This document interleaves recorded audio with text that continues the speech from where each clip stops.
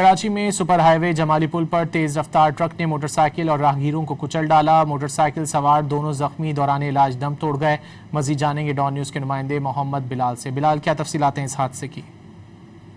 بالکل، دیکھیے سپر قریب ٹریفک حادثہ ہوا،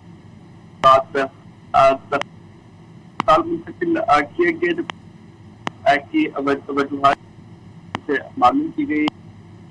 بعد پولیس بھی موقع پر جو ہے یہ بتایا گیا ہے کہ حادثہ تیز بے قابو ہونے کے باعث پیش ہے، گروہ اور موٹر سائیکل سواروں کو کچھ سپر ہائی وے جمالی پل پر ٹرک نے موٹر سائیکل اور راہگیروں کو کچل دیا ہے، جس کے نتیجے میں 2 زخمی، دوران علاج دم توڑ گئے۔ محمد بلال تفصیلات سے آگاہ کر رہے تھے، بہت شکریہ۔